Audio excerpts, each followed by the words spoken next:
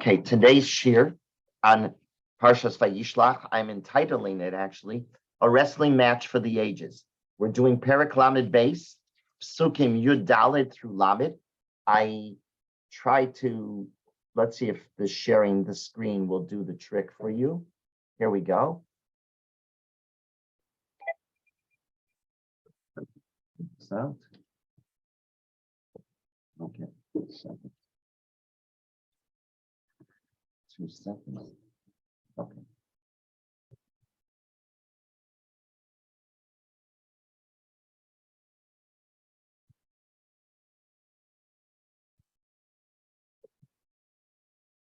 Let's begin. Okay. Perek Lamed, Pasuk Yudalet, it's Sheni. It's this whole story about the wrestling match, and of course that which precedes it as well. Does everybody, do you have chumashim or do you need the share of the screen? Can everybody hear me? I have a chumash. I have a chumash. Does everybody have chumash or do you want this screen?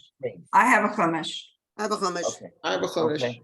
Okay, so let's take a look. I have a chumash. Fantastic.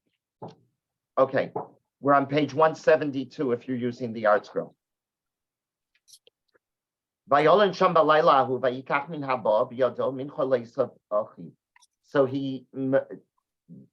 referring to the pronoun, he spent the night there and he took from that which he had in his hands and he sent a gift to Esau. And so then the next pasuk tells you exactly what the gift was. Izim masayim which yashim esrim rechelim masayim beilim esrim. So he sent a lot of animals, hundreds of animals. Gemalim meini kotu v'neihem shloshim parot arba'im ufarim asara atzonot esrim v'aryarom asara. All different types of animals he's sending to him. An expensive gift. Vayitem biyad avadav eder levado vayemer lavadav ivru lefanai verach tasimu ben eder uben eder. So verse 17, he put in his servants' charge each drove separately, and he said to his servants, pass on ahead of me and leave a space between drove and drove. Quite a procession, in other words. He's telling them, go one after another, but leave some space. So it's going to not only be a big gift, but it's going to look like a big gift, right? So you have so many people marching. It's quite impressive with all of that which he's sending them. Right? Tzavis harishon lemor, ki goshcho esavachi, usheelcho lemor, lemi atov anoselecho lemi ele lefonecho. And now he gives clear instructions. He instructed the first one, and he says, when my brother Esav meets you, and he asks you, he's going to say 3 things. He's going to ask you 3 things. Who are you? Where are you going? And whose are these that are before you? Now this is what you shall tell him.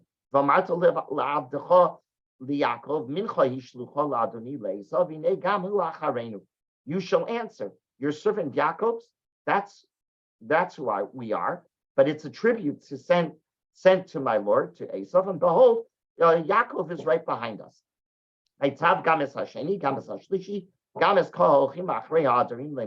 He instructed each person that was going in this group exactly what to say. So everybody was be on the same page. As soon as he finds you, you'll know everybody will be saying the same thing.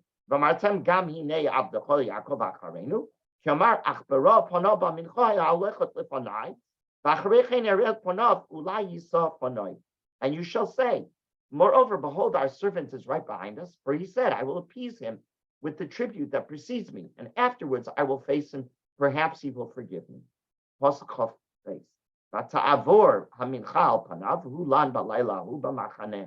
And so the tribute passed on before him while he spent the night in the camp. And he got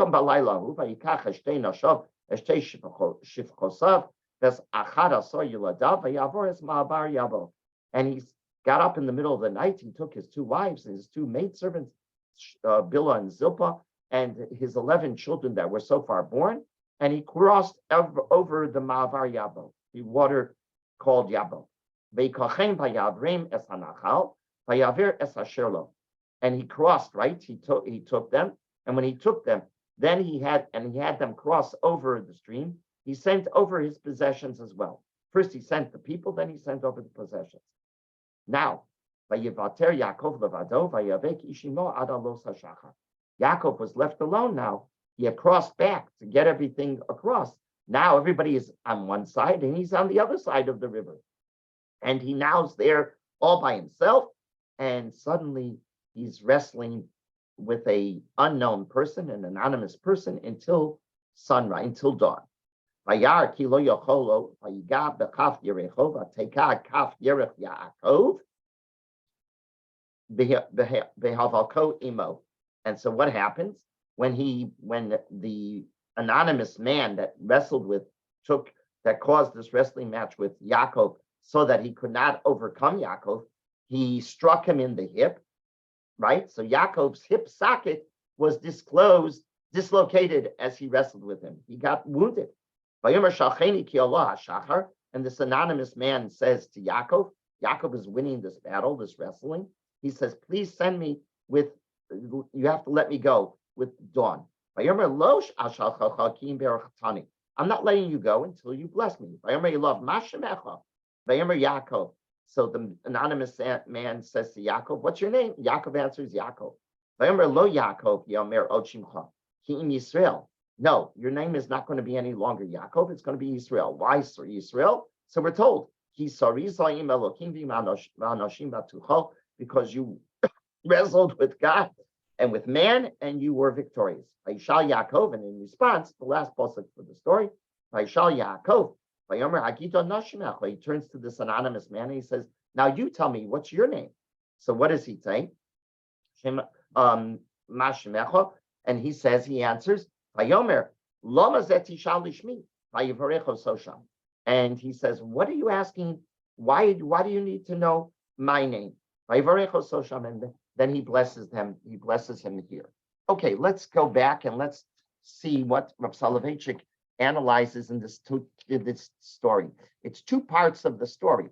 It's sending the gifts to Esav is the first part, right? He's about ready to encounter Esav. And the second part, I'm sorry, I didn't. Right, everybody admit. Everybody, okay. Is everybody admitted? I hope so. Everybody should be in. Okay, so there are two parts of this story. This first story is how he sends the gift to Esav as he's about ready to meet up with Esav. And now he's going to, while he's moving his family from one side of the Yabok to the other side of the Yabok, he's left alone that night and he has a wrestling match. The Rav carefully analyzed the instructions Yaakov gave in part one, if you will, to his messengers. He specifically, if you paid close attention to the reading, then you note that Yaakov instructed the messengers exactly what to say. He knew exactly what was going to be asked, and he said, these are the answers that you're to give. Why is this happening in the Torah? Why are we told all of this? So Rav Soloveitchik says, you're not getting a historic moment just in Yaakov and Esav's lives. That's not what's happening here. What's happening here is we're getting a paradigm for Jews throughout history on the confrontation of the Jew with the non-Jew. You're seeing a paradigm here. This story is telling us how to act when it comes to anti-Semitism. You want to understand the daily newspaper, the news that you're hearing every day now? It's every day, right? Anti-Semitism. How are we supposed to respond to anti-Semitism? Rav Soloveitchik says this is the document. The Torah is giving you a document, a paradigm. And this is all going to culminate in this story with a wrestling match. Yaakov is going to have a wrestling match. With whom? Not with Esav. Esav, he knows Esav. He's going to have a wrestling match with an anonymous man in the middle of the night. And that becomes the ultimate model in how the Jew responds to anti-Semitism when we don't know who the person is. We know very little what makes him tick, but we're going to be taught through this Chumash story exactly how to respond. So the Rav views this whole story as literally the document that's going to teach us how to handle anti-Semitism. And two different types of anti-Semitism. There's anti-Semitism where we know the individual. And who is the individual? Who's our enemy? His name is Esau. We know exactly how to handle Esau. And then there's going to be a wrestling match with a man we don't even know who he is. He's anonymous. Okay, so let's take a look. Take a look, and let's begin with Pasuk Lamed, Parak Lamed Beis, Pasuk Yudalet. So he's going to now meet, after 22 years, his brother, who's very angry with him, right? He's very angry. Esau was burning because he had done two things. He had taken the birthright, he didn't take it, he sold it, and Yaakov bought it. But Esau interprets it as a swindling act, and the fact that through subterfuge, Yaakov took the bracha away from him, or he thinks he took the bracha away from him. So let's take a look. The very, very beginning, the first pasuk that tells us. So it says, "Vayolen sham b'laylahu," he went to sleep there that night. "Vayikach min haba biyado mincha le'Esav." And what does he send? A tribute to his brother Esau. It's interesting. The Rav quotes the Yalkut Shimoni.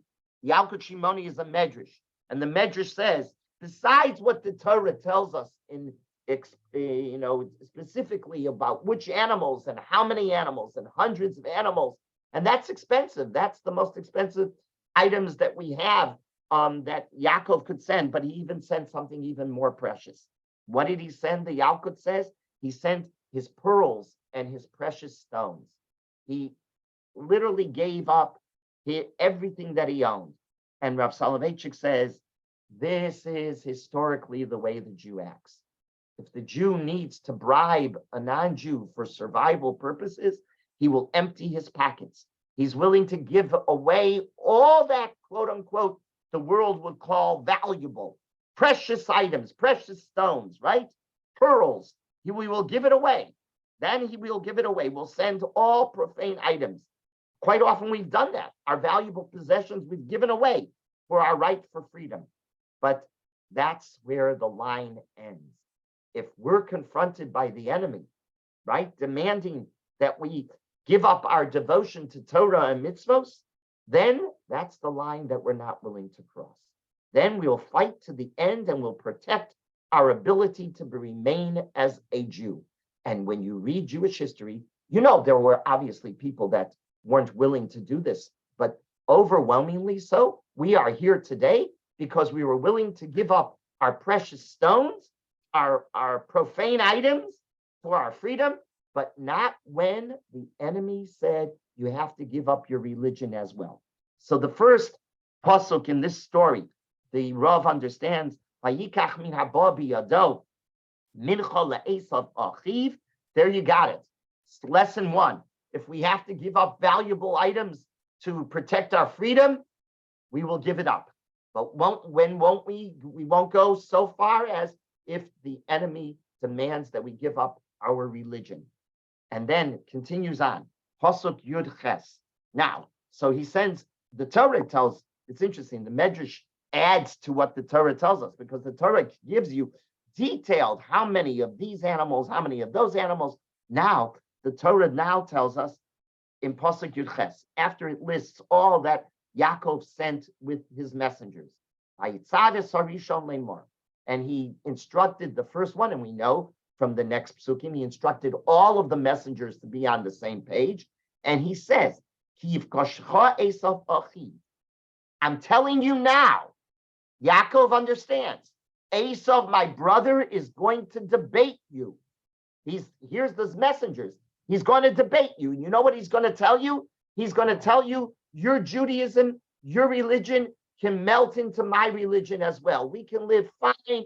Don't worry. You can assimilate. Everything will be fine. Fine and dandy. There's going to be a dialogue here. You can merge your way of life with my way of life. And he's going to, according to Yaakov, he's projecting, right? Yaakov in this pasuk is projecting. How many questions is Esau, ladies, how many questions is Esau going to ask the messengers? He's going to debate with them on how many different questions. No? Take a look in that pasuk. How many, in pasuk Yud Ches, how many questions are they going to be asked? No? You can unmute yourselves. 3, correct, Rita. 3. So let's look at them. Rabbi Soloveitchik says these 3 are crucial. Lemiata. Question number 1. He's going to ask, to whom do you belong? You know what that means? Esav is going to ask us, he's going to ask you, tell me your metaphysical identity. Who do you identify on a spiritual plane with? Tell me spiritually, who are you? Lemiata. That's question 1. Va'ana telech. Question number 2. Where are you going? This means, what's your historical destiny? What are you committed to? In other words, what's your ultimate goal, your final objective in life? Or put it in different words, who is your God and what is your way of life? So notice, the first 2 questions are about our identity as members of Knesset Israel. When Esav asks these questions, Yaakov prepares his messengers to answer unequivocally. Who are we? He says, what's the next passage? Va'amarta li abdecha li Yaakov. You're going to answer what? Unequivocally. Our destiny is with the Avos. Our destiny is with Avram, Yitzchak, and Yaakov. Our destiny is Knesset Yisrael. When the Jew, the Rav said, was asked to abandon his Shabbos, his kashrus, and accepted beliefs and traditions, when he's pushed to compromise his Torah and his way of life, he becomes heroic, and he's willing to no longer be timid and quiet. He's going to announce, I am associated with Yaakov. But then there's a third question. Ulami ele lefanecha. You know, lami ele lefanecha, it's a totally different question. The first 2 questions we said are about our spiritual identity.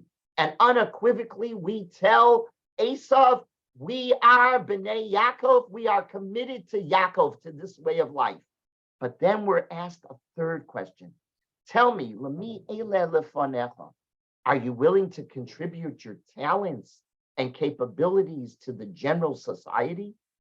Tell me, are you willing to pay taxes to develop the industry of the country? Are you willing to take civic responsibility seriously? This question, what kind of response does Yaakov tell him that they should give? No, he says to him, Mincha hi shlucha la'adoni la'esav. Unequivocally as well, we respond, we are committed to civic responsibility. We share the civic commitment. We will use all of our talents on behalf of society. History can document that the Jew has always been the most devoted of citizens in any country he has lived. Oh, so again, 3 questions, 2 of them about your spiritual identity. And what's the answer? Unequivocally, we are B'nai Yaakov. The third question, are you willing to use your talents on behalf of the society? Are you willing to work on behalf of society and make it better? The Jew responds, I'm willing to be a doctor, I'm willing to be a lawyer, I'm willing to be a scientist. I will share all my knowledge. I will be committed to civic responsibility. It's very fascinating. Who is the chairman of Pfizer? Who's the chairman of Pfizer, became very famous during the whole pandemic? A Jew. And that's not unusual. We're doing, just as an aside, we started doing some construction in the house, expanding our kitchen finally. And I asked the contractor, who's a non-Jew, a very sweet, very menschlich guy, really an emes guy. So we were just talking yesterday, and I asked him, tell me, Steve, how many Jews are there in the world? So what do you think he said? First, how many Jews are there in America? Well, he said, well, there were 300 million people, right? 300 million citizens in America. Well, it must probably the Jews, 100 million in America. And he's a knowledgeable guy. He's a very, very wonderful man. I said, Steve, in the entire world, we're not 15 million. In the entire world, we're not 15 million. We're less than 2.5% of American society, American citizens are 2.5% of, but you guys, he says, but you guys are so well known. It's like everybody I know is a Jew. Everybody he deals with is a Jew. The architects he deals with, that's how I got him, through the architect that built our shul. The architect, Susan Narduli, suggested this guy. So he works with, he says, I work with Jews all the time. I said, yes. And how many Jews, how many of the Nobel Prize winners are Jewish? Way beyond 2.5%, right? It's unbelievable. He says, we are. That's what the Rav is pointing out. Ulami ele lefanecha. When we're asked, are we willing to commit ourselves to society? What's our answer? In the affirmative. Are we willing to give up and compromise our Torah? What's the answer? Unequivocally, no. That's what Yaakov prepares his messengers to do in Pasuk Yud Ches. Now go to Pasuk Yud Tes. So he says, "V'amarto li'avdecho liYaakov mincha hi shlucha la'adoni." What Yaakov was telling Esav is that Esav, here is a gift. Here's a gift to my servant from me to my master Esav. He calls him his master, right? And what is he doing? Why is he sending him so many gifts?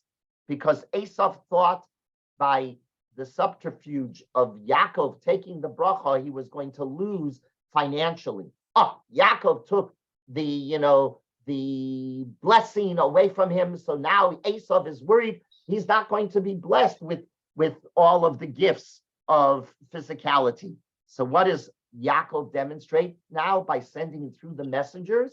You didn't lose a thing. The only thing that you're not going to get is the bris avos, the covenant with the patriarchs. That the bris avos was never yours, Esau.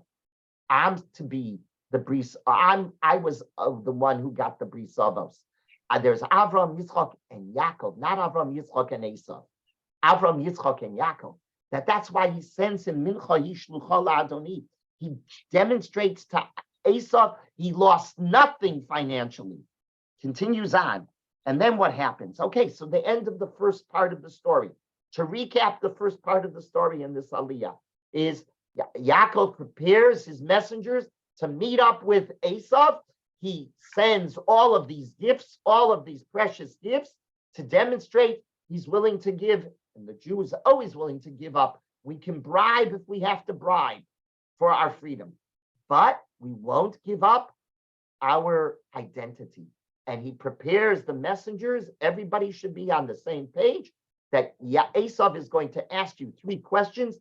2 are going to deal with spiritual identity. The 3rd is going to be your commitment to civic responsibility. And he gives them the answers. Now, what happens? The next part of the story. So now Yaakov takes his family and they cross the Yabok River, Yabok water source. And now what happens? Pasuk Chaf Beis, right?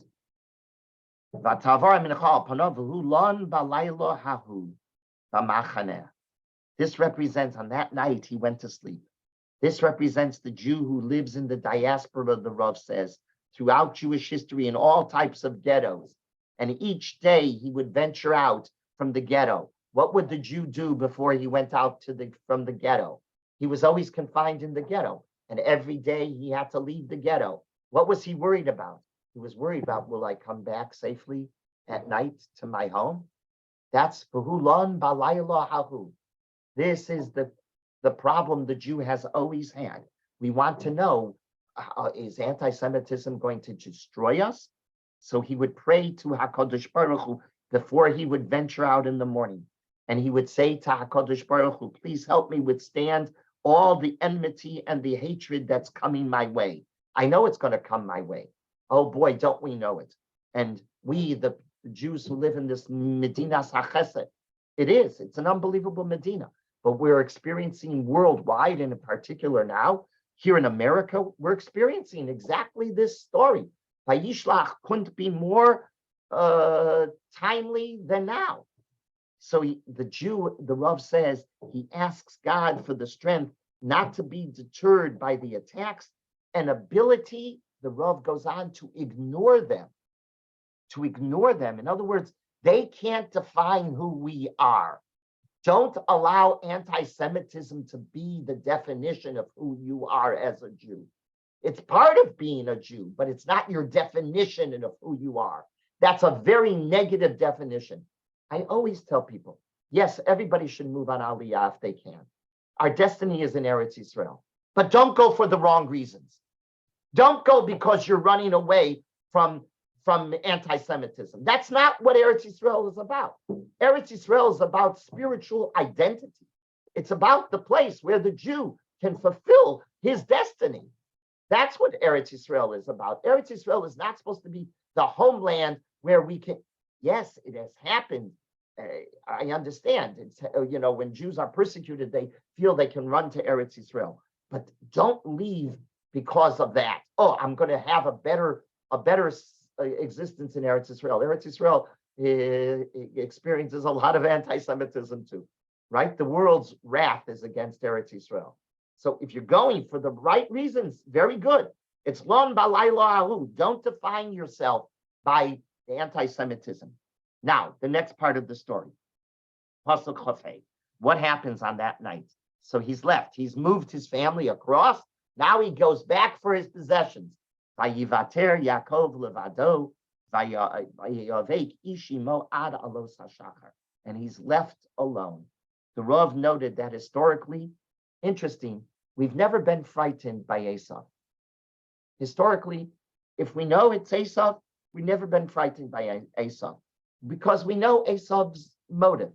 We understand why Esav is angry and hates us. He accused Yaakov of two crimes. One, the purchase of the birthright, which he says was a purchase illegally. That's Esav's argument. And two, the subterfuge in taking the brachos. Okay, no matter how serious Esav's hostility might be, we are not overwhelmed with fear when it comes to Esav. Why? Because we know exactly how to placate Esav. How do you do it? Be generous to him. That's what Yaakov does. He gives him bribes. He gives him gifts. Make him feel he's lost nothing by losing the brachos and the birthright. Make him feel that in the long run, he's lost nothing in his association with Yaakov. But then there's a totally different case that we must confront. You know what we fear and we have no answer to? When the enemy is anonymous. Vayivater Yaakov levado, and we don't know the name of the Ish, Imo, Adalos Hashachar. Who's wrestling with us? That's not Esav. Esav we can deal with. We can deal with. We fear the enemy when he's anonymous, when he doesn't state his grievances. He just states hate. We're baffled by trying to figure out who is he? Why is he fighting with us? Why does he hate us? What does he find objectionable in the Jew? We have difficulty figuring out how are we going to placate him because we don't understand what the animosity is. We don't understand the cause, I should say, of the animosity. If we only understood the cause of the animosity, then we'd be able to begin giving an answer. Then there would be a resolution. But to us, it's the secret. It's the silence. It's the anonymity that stimulates our fear. So there are two Rav Soloveitchik notes. In this story in Vayishlach, there are two different types of anti-Semitism. There's the anti-Semitism of the Esav. Oh, I get who he is. And then there's the anti-Semitism of the Ish Imo Adalos Hashachar. We don't even know who he is. We know nothing about him. We just know he hates. Truth is, that's exactly what happened in the Holocaust. It was simply hate for hate's sake. It's true. Hitler wrote exactly what motivated him. We understood what motivated Hitler. Hitler's hate was unbelievable, but he wrote a document. But what about all of the citizens throughout Europe that followed the Nazis? Not necessarily do we understand them. They're ishimo adalos hashachar. To a certain degree, we're now seeing that very same hatred expressed by some black entertainers in our country and white supremacists. We don't know what makes West so and such an anti-Semite. What is it? There's a hate for the sake of hate. There seems to be no resolution where there's hate for the sake of hate. Continues in the pasuk. What happens? Vayivater Yaakov levado in pasuk chafei. Vayavek ish imo. Right? A man wrestles with him. Yaakov acted totally irrational on that night of the wrestling match for all ages.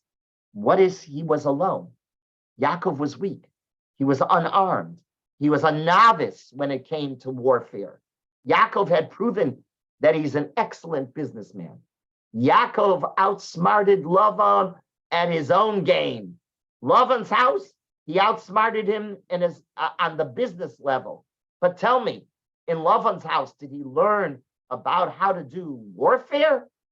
How to shoot a gun? How to use ammunition against another human being? Not at all. Not at all. He had no training how to protect himself physically. That's not what he learned in Lavan's house. So the Rav notes, the rational approach would have been dictating that Yaakov, lonely and helpless Yaakov on that night, should not have engaged the mighty adversary in combat. He shouldn't have agreed to fight. He should have immediately surrendered, right? He should have immediately surrendered. What are you fighting for when you know that you can't win? What do you know about fighting? In other words, what did Yaakov do on that night? He did what the Jew has done ever since. He's acted heroically. Now, what does heroically mean? Heroically, the Rav notes, is not to be translated as koach. Koach in Hebrew is translated as strength. Heroism is gvura. Up until now, how have we translated gvura? We've translated it as determination, but we can add another element to gevura. Gevura is also heroism. Heroism is when reason and logic tell you one thing and you act in the opposite fashion. And this is exactly what happens in this story. With daybreak, with Alos HaShachar, what we witnessed in Yaakov's story is that lonely, non-logical Yaakov was the victor. He was the hero. This is so because the impossible and the absurd triumphed over the possible and the logical. Heroism won the day, not logic. Logic would have dictated that Yaakov not battle against a foe that he really wasn't trained to battle against, but he acted heroically. The Rav noted that this is the story of Jewish history. Knesset Yisrael has engaged in the absurd struggle of continuity and of salvation and of survival for thousands of years in the worst of situations. Our enemies thought they would annihilate us. In the end, we stood up, we fought, and we won. We won. I dare say that's the whole story of understanding the establishment of the state of Israel. It's all this Vayivater Yaakov levado ad alos hashachar. Because logic would have told you that all of the nations surrounding this new established state on May 14th, 1948, and they attacked us right on Hey ER, 1948, Tovshin Ches, they attacked us. We had logically no ability. We had no air force to fight with them. We had few people to fight. We had soldiers coming from all different countries, not even talking Hebrew, not even talking the same language. But we went and we fought and we won because we acted heroically. But the Rav notes something very important. When you talk about heroism, there's a classical Greek hero of literature. That's not the Jew.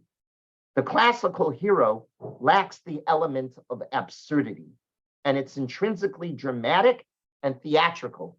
The Greek hero is dramatic and theatrical. He acts heroic to impress others. That's the Greek hero. It does not represent a way of life.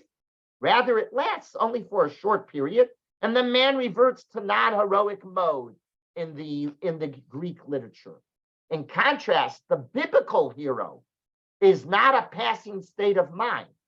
It isn't that we would one day act heroically and the next day return to non-heroism. It isn't what we would see as a frenzy and an exciting moment, the Rav writes. The biblical hero doesn't undertake heroic actions sporadically. Rather, his whole life is defined by heroism. He's heroic every moment of his life. Yaakov on that night didn't suddenly become a hero. On the spur of a moment, he became a hero? No, he knew. When did he know? When he left Eretz Yisrael and he had that dream in Beit El. He knew he had to be heroic. He was heroic in Lavan's house. He's now heroic when he encounters Esau. And then he's now heroic when he encounters this anonymous man who wrestles him that night.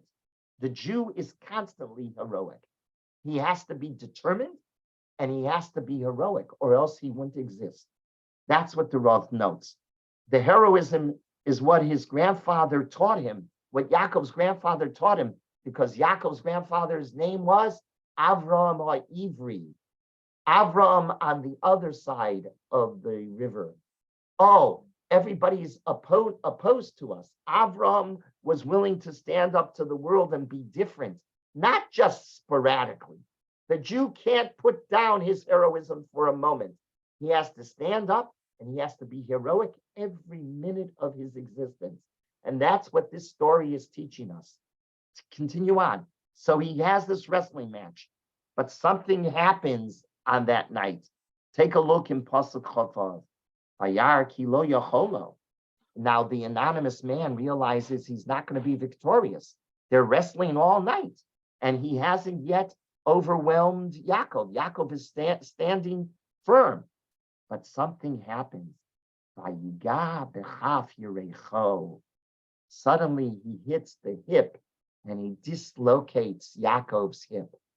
Does Yaakov leave this battle unscathed? From a simple pshat, from a simple understanding of literature, what do you see? Yaakov wins, but Yaakov is scathed. Yaakov has a hip that is dislocated. The Medrash understood, what do you mean that a hip dislocated? He says, the Medrash says, it's a symbolism to the fact that through the ages, we've suffered a loss via assimilation. Everything sits here very nicely, perfectly. It sounds great, a great story as I'm describing it through the eyes of the Rav. But 1 second, is that accurate when we study Jewish history? Well, there's another part that's unhappy part of Jewish history, and that is those who we've lost all along the road, right? To assimilation, they've left us. Oh, that battle with Esau, although it ends victorious, it does not end without a cost. We have paid a dear price through the ages. Vayiga b'kaf yirecho, and he touches hard on the side of us. We limp thereafter. This battle will last until when, ladies? Ad alos hashachar, which is an allusion, the Medrash says, until when? What's alos hashachar? The Messianic age. Time of the Mashiach. The time of the Mashiach, exactly.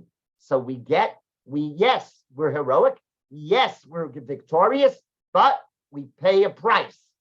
We pay a price, and we can't forget that. Continue on. So now what happened? That's in Pasuk Chovav. Now Pasuk Chov Zayin. Can I ask a question? Sure. Why was the angel sent in the first place? What was the angel supposed to be doing? Or why? We don't know who this, by the way, we just know it's Ish Imo Adalos Hashachar. Whoever this is, we call him an angel in rabbinic literature, but Ish Imo, somebody unidentified, wrestled with Yaakov that night. But we know that it's not from Esau. We know that it's not Esau. It's not Esau. Esau is one story, one part of the story of this Aliyah, right? That's the beginning part. We know how to handle Esau. When Esau comes and demands that we have to pay a bribe, we pay the bribe, correct? We know how to deal with Esau. What we don't know how to deal with is whom? The anonymous Ish. Right, but we were always told in elementary school growing up that it was an angel. It was Malach. Right, Sar Shel Esau, the Medrash calls him. But but outside of that, just reading it, Elizabeth, who is the Ish Imo? I don't know. So Chazal gave him an identity, Sar Shel Esau. Wonderful. But the Rav is noting, Ish Imo is the anonymous anti-Semite. Do we encounter that through Jewish history? all the time. How do you deal with it? How Yes. do you deal with it? How does he get the schus to then rename Yaakov? If it is an anonymous person Because that has no kesher, first then of all, Yaakov was the question is really HaKadosh Baruch Hu already had given him this name Yisrael beforehand. So it's not only well actually HaKadosh Baruch Hu was given it to him not beforehand, after. HaKadosh Baruch Hu was going to call Yaakov Yisrael too, but it's not a schus. He's expressing the Ishimo, this anonymous enemy, is expressing his admiration for the Jew. At the end of the day, we're victorious, and our worst enemies have to stand in awe because we're still here. The Philistines are not here. The ancient Egyptians are not here. The Romans are gone. All of our enemies are gone. The Jew, Mark Twain said it. No matter what you think of the Jew, you have to respect him. Why do you have to respect him? Because he's the only one that's still around. All of the others have bit the dust of history. They're gone. They're gone. So that's what's happening. It's not a schus to name me, it's a respect to name me. And that's exactly what happens. How does he says, no, Yisrael, why? You're the one who wrestles with everyone, and you're successful, and you're victorious. Got it? makes sense. Okay, continue on. Pasuk Chav Zayin. Vayomer shalcheni ki Allah hashachar.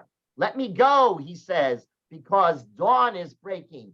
My identity will be revealed. I don't want my identity to be revealed. According to the Torah, Yaakov was victorious as daybreak was ready to occur. But then Yaakov does something completely illogical, unheard of.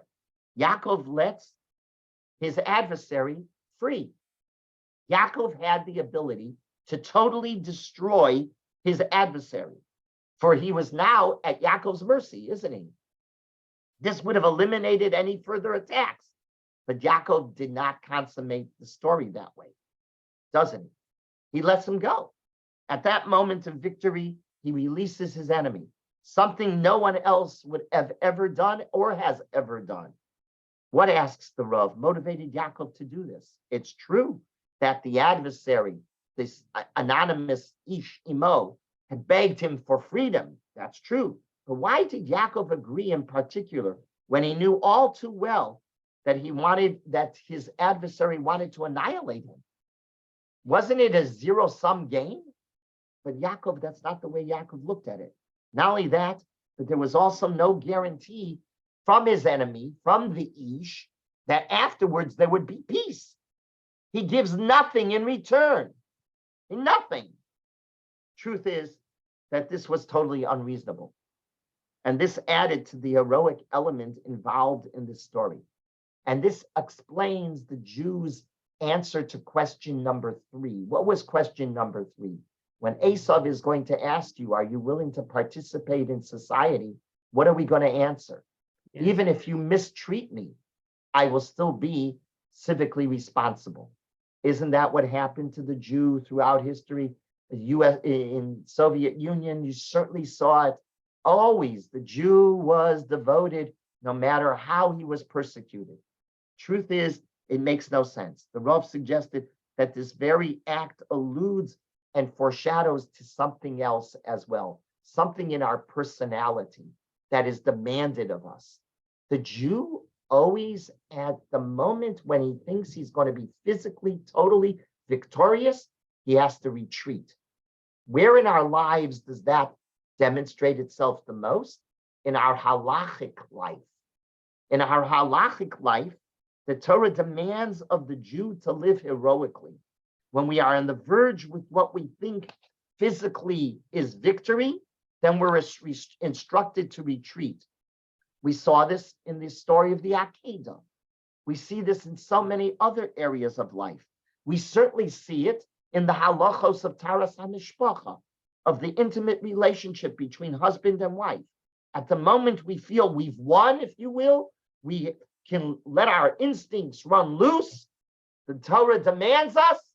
Whoa. Tara samishpacha, pull away. The Rav always talked about the husband, the chosan and kala on the married night, right? On the night of the chuppah. When passion is the highest, the Torah demands that you see the speck of blood and suddenly you have to retreat. In other words, as I quote the Rav, the dialectic of advance and recoil, of victory and defeat, is built into the structure of human existence and constitutes the essence of halachic living. What the Rav is saying is not only in our relationship with the Ish Imo, but this is a model of how we live our lives. Because you have to ask yourself, why did Yaakov let him go? Yaakov could annihilate him. The Jew it's built into the Jew's DNA that he doesn't go all the way to victory, ever. He just doesn't go all the way to victory. Didn't we see that also in the state of Israel? Every one of our wars, we don't go all the way. We just don't. We could annihilate, and we don't. The world doesn't realize that. They're not willing to grant us that fact.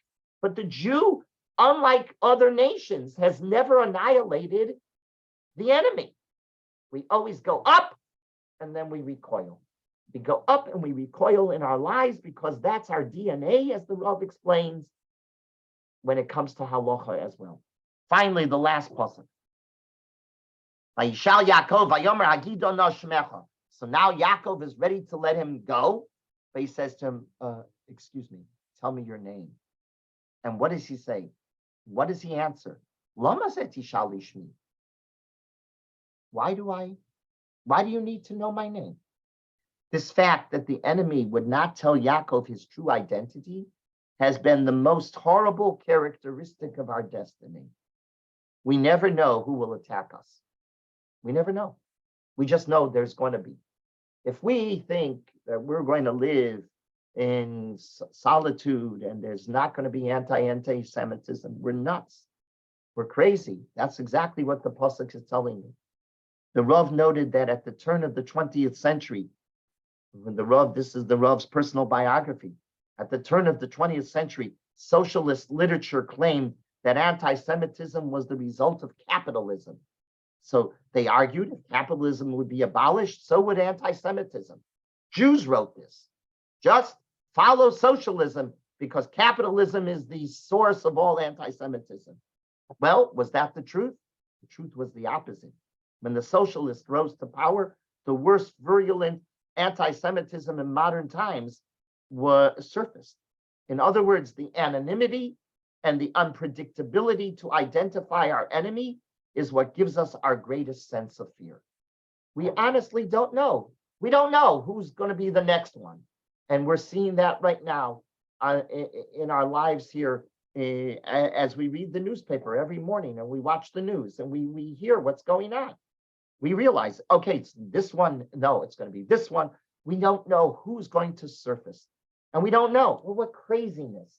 We don't know. A past president sitting down with anti-Semites, with Holocaust deniers.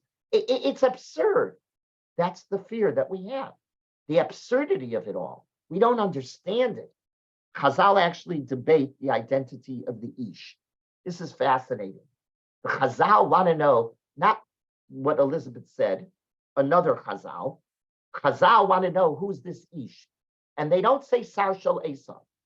It's fascinating. There's a machlokas between a Gemara and a Medrash. The Gemara is in Sadi Aleph, Amid Aleph in Chulin.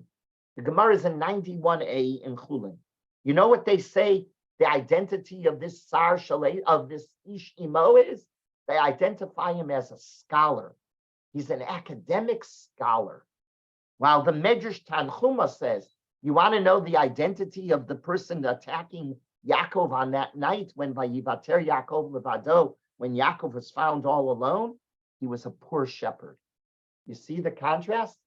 He's an academic scholar, or is he a poor, ignorant boor, a shepherd out in the field? Well, to be truthful, it can be a poor boor, or it can be an academic. We don't know who's going to be the next anti-Semite. Isn't it true? Isn't that the story of the Holocaust? What happened to the Holocaust? Where did it happen? In the most cultured country. The source of more PhDs were involved in the Holocaust than we ever could have imagined.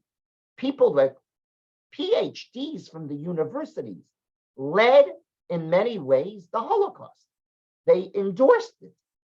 And at the same time, the ignorant. Together, is it the Gemara in Chulin right? Or is it the Medrash Tanchuma right? They're both right. And that's what makes us so fearful. We don't know who's the next. Who is the next? Will it be an academic? Will it be a boor? But there's also a second element to this story that fills us with fear. The defeated enemy keeps silent. He promises no peace in return. In other words, there is the feeling that we will meet again. There's the feeling that anti-Semitism is a permanent reality built into our lives. That's what this story is teaching us. So if anybody comes along and thinks that we're going to live a life without anti-Semitism confronting us, they're very foolish.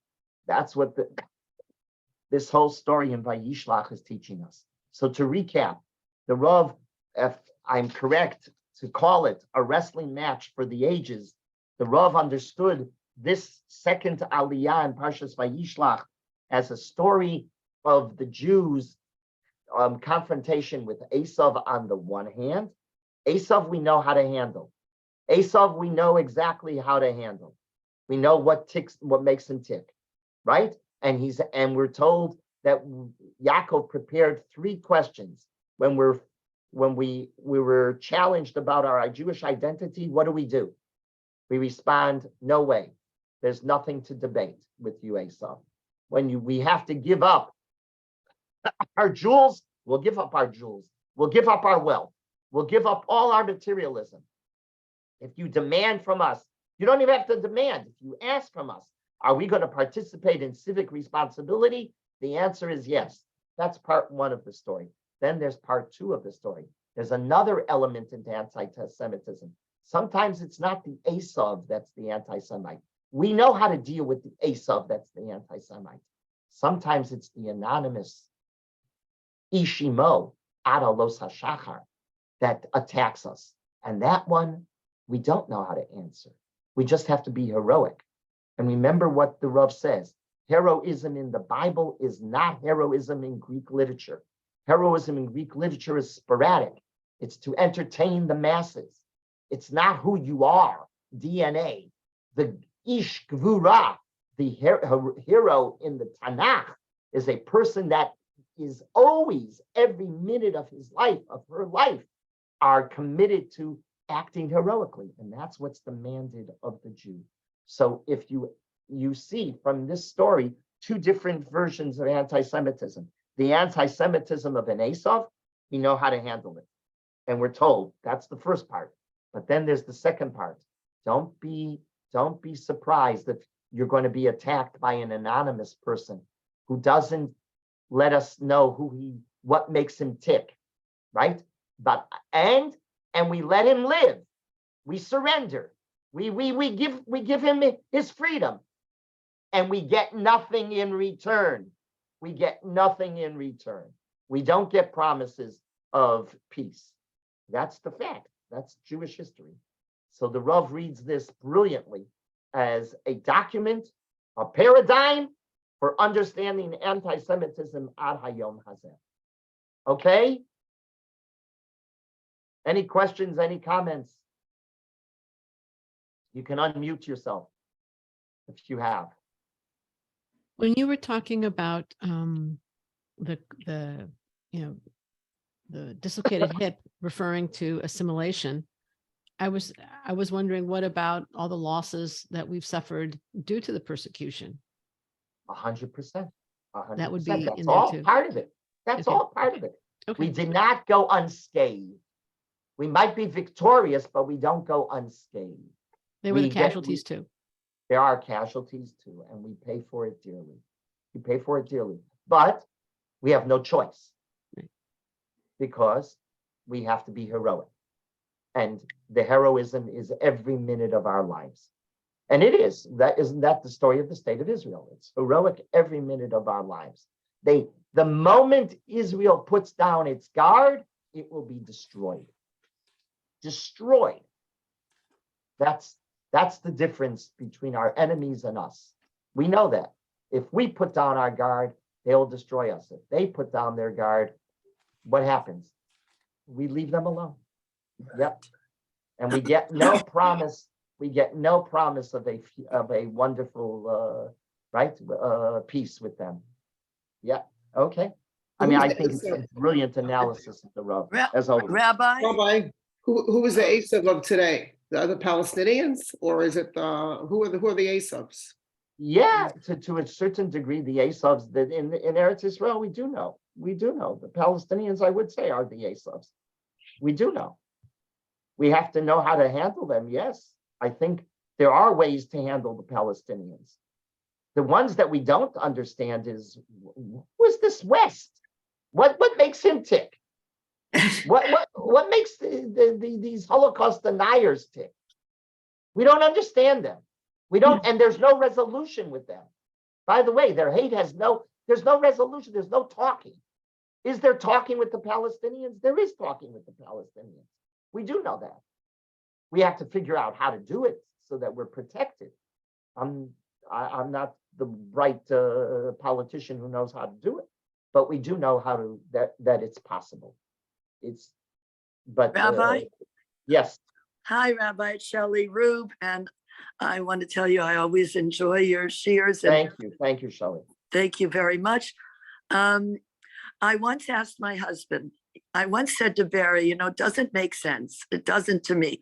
In my feeling, I believe that Israel and the Arab countries should be nothing but best friends, okay? Right. I said, what? Right. So Barry, I said, where did this all, what do you think? He said, you know what, Shelley? This stems from sibling rivalry, jealousy in the Middle East. That's where the hate stems from. To a certain degree, that is true. Yeah. Clearly. Yeah. Esav has this, yes. No, it goes before that. It goes Yishmael and Yitzhak. Yes. That's true. And yes. And huh? Yeah, you're 100% right. 100% Yeah. right. There's a lot of jealousy. And There's a lot of jealousy. Yes. But also, I want to tell you, you're talking about, there will be hate and anti-Semitism always, forever. But I also believe I can't even say he's below an animal, the H word, what he did with the Holocaust, that below an animal, that all stemmed from jealousy. Everybody hated the Jews because they were successful. Well, there's an interesting article I just read this week that the truth is it's hard to identify with a successful citizen. In other words, what you're saying, that they're persecuted.